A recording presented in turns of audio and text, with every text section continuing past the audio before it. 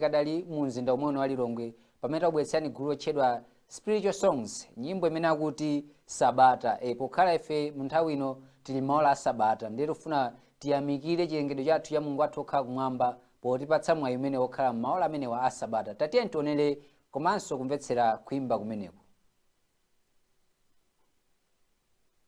Ngaziko ni mau okana lenga zonse tapanga muntu chifanizo ke ni mpweya wake na muzira anapumula kuchito zonse machisanu chiwiri atate na liereta